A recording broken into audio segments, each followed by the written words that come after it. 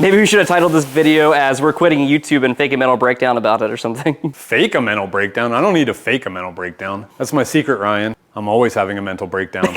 You ever notice how YouTube builds always stop just before they're finished? Is this about us?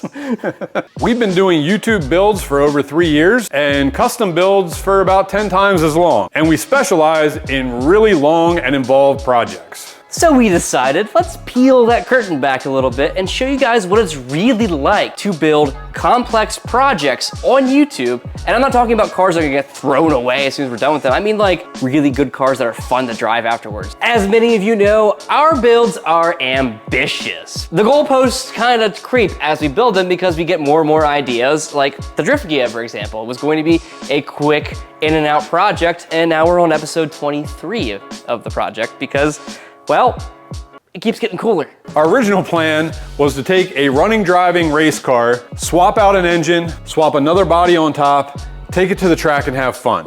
But as Ryan said, project creep. The very first thing was our roll cage didn't fit inside this car and nobody, including us, wanted to see something that looked like whatever that was. Listen, I didn't mind it that much, right? I'm still in denial. There's still something wrong with you. It's fine, we all know that. We were going to put a Porsche 944 engine in it because we had one laying around. It would just directly bolt up and run.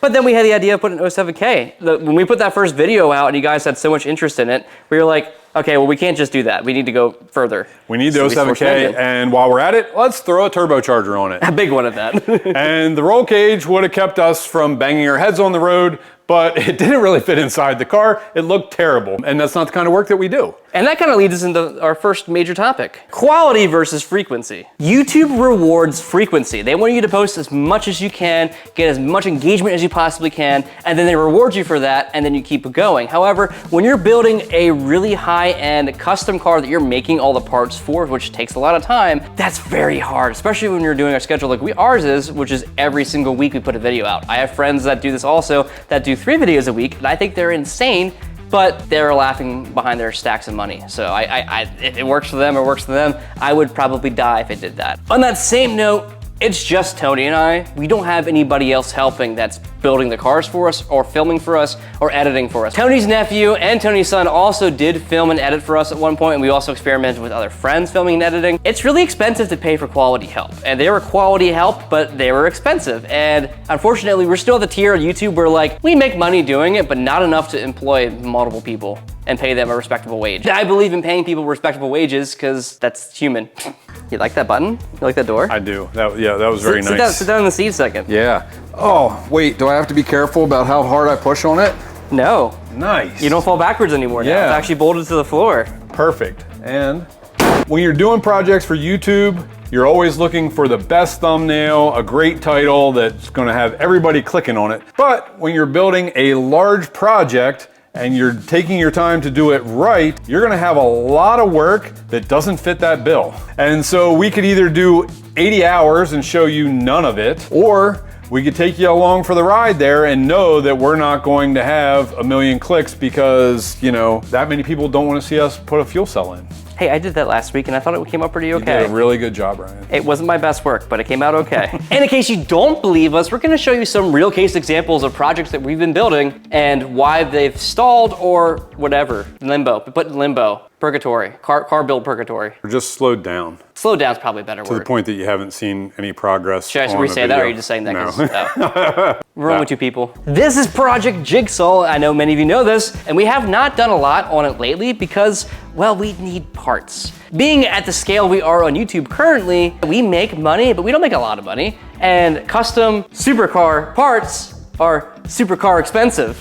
Not only that, this car probably needs a couple thousand hours of work done to it to be fully completed, and we're going to complete it. I'm not saying we're not going to complete it. What we're doing right now is trying to build our channel up more so that we can buy the good parts we need for this car, as well as hopefully hire some help.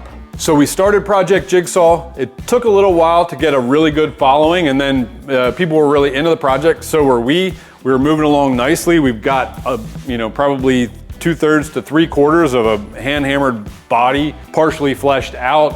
We got our V8 engine in the back of it. We had all kinds of things rolling, designed our own wheels. But then we were running into some spots where, again, we're trying to source parts, and between lead times and cost, it gets tough. And then the other part of it, when you make a fender, everybody loves it, but people aren't necessarily willing to sit around and watch you make the second one. And so trying to balance all those things out and get the project finished, which we're going to do. Sometimes you have to take a break, let people recoup from everything that we've already done while we work on something else, then we come back to it. Because it's just two of us running this channel, and Tony's been MIA for a couple months because he has a whole ass business that's not the YouTube channel he has to run. It's impossible currently right now to build this car in the background and then release a video later. We're filming videos every single week and putting them out the same week currently because I'm irresponsible and I cannot get ahead of anything. And then something happens in life when I do get ahead, and then we're back to where we were. We're gonna figure that out eventually. Don't worry about that. The bottom line right now is that we just can't afford to work on this car and not film it. We need to keep putting videos out that are quality every single week, and the drift Kia is paying the bills right now. So we're gonna keep building the drift Kia. And it's not all about money. If you know me or you know Ryan, money isn't one of our largest priorities, but if we wanna be able to buy materials, pay for the lights and all the tools that we need to do this, it needs to come from somewhere. So if we take a little break from this, it's so we can get everything lined up and keep momentum moving in the project so you don't feel like you're watching us twiddle our thumbs while we look for the next thing to do. And that's when we will start or work on another project that will keep your interest, hopefully. Because if we don't do that, no more Crucible Coachworks, and then none of these cars finish. Don't say that. So that's one of the many reasons why your favorite YouTube channel or many other channels you like probably have stopped working on projects you loved because it just wasn't paying the bills. Because there's other channels that I love to watch that abandon projects, and it used to bother me so much, but now I kind of understand why I don't see those projects anymore. It kind of sucks, honestly. Now there are multiple different kinds of YouTube projects, and fortunately or unfortunately, we've done them. Let me show you what I mean. Way back in our storage here, we have our hunting car project. Hunting cart was an awesome name, except most people had no idea what it meant. Yeah, it was a callback or whatever to the Porsche hunting wagon, which was like their World War II, right? World War II? The hunting car, it was, yeah, World War II, yep. Yeah, the hunting car was a World War II Porsche vehicle they designed for the military that was not adopted, I don't think. It was Correct. a prototype, and they only made a couple of them. Actually, I saw one in person. They're pretty sick. Yeah. But it was supposed to be like a sized down version of that, and we thought it was the coolest idea ever. So this is one type of project that we're gonna call experimental projects, where you just try something and see how your audience accepts it, or in this case, Or doesn't. yeah. We brainstormed, this was a cool idea. It was a lot of fun to build, and it's super fun to drive. But, you know, the viewers just didn't have that much interest in it, which is one reason that a project can fail. And the unfortunate thing is when you start a project on YouTube, you can't just like immediately stop it. It's a big gamble, and then you buy all these parts, you put your first video out, and it's a gamble, and you cross your fingers and hope to the YouTube gods that it's gonna go well. This one didn't go well. But it also was the beginning of our channel, so I still love the thing. It's a fun car. It's like 700 pounds and has like 180 horsepower, I think. Oh no, like 120. No, 180. Okay, It's yeah, I mean, It's YouTube numbers. YouTube, yeah, it's 180 YouTube numbers, horsepower. yeah. We learned a lot from this car, and most of that wasn't how to build. Most of what we learned was in How to make a good video. That's it. And how to get decent equipment. We started with the worst camera ever.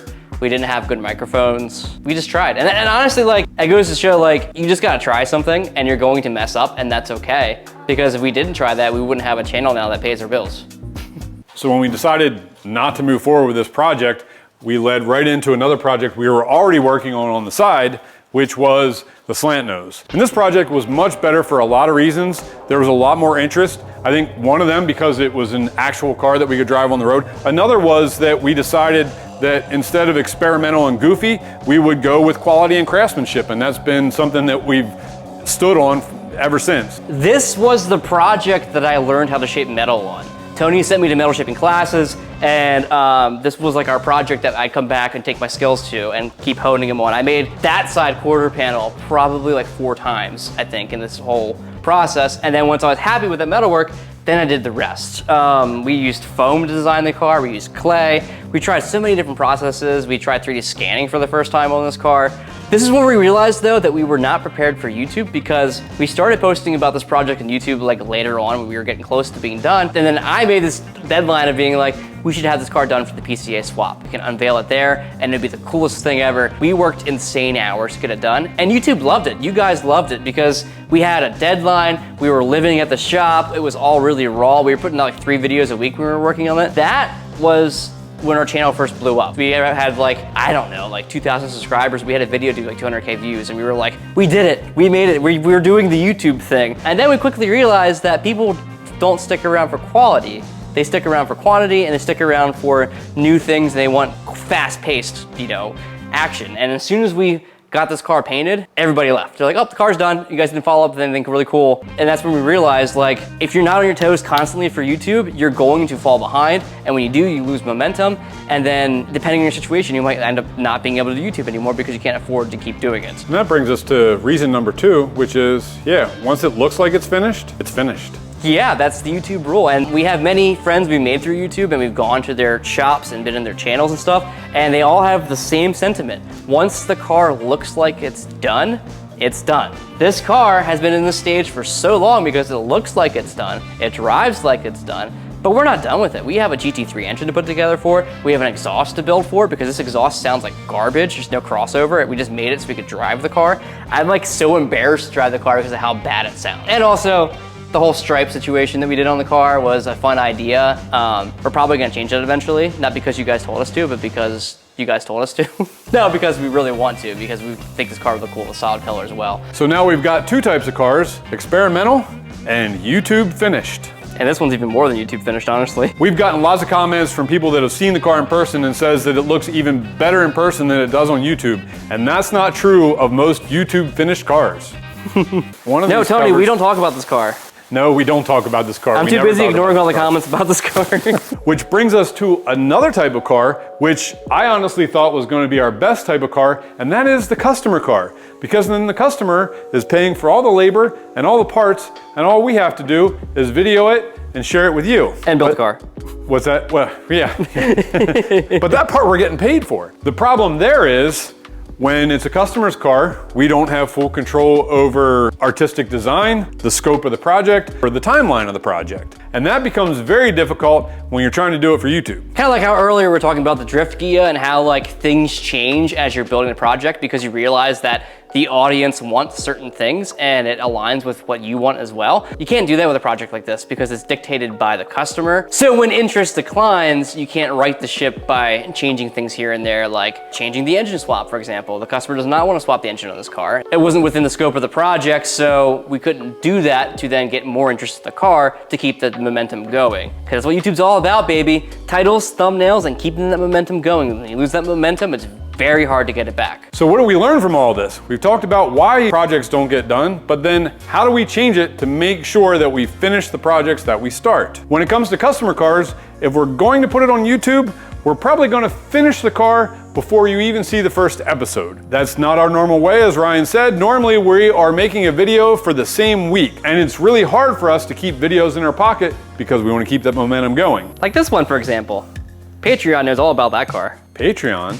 Tell me more about this Patreon, Ryan. It's how we make enough money to be able to survive. So this is an example of a customer car. It's a very ambitious project on a 911. We're filming it as we go.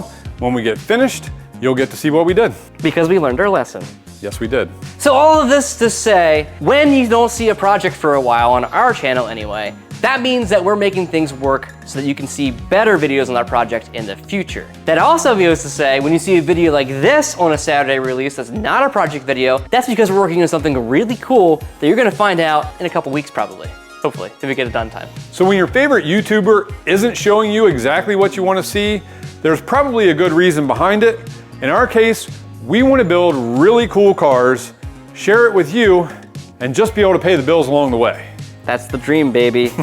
It's our dream, not about, oh wait, where's the stacks of money? Oh yeah, wait. Don't show them the money, Tony. We don't have money.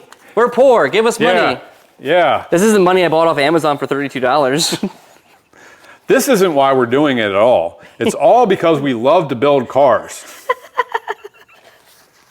In case that's not apparent, that's a joke.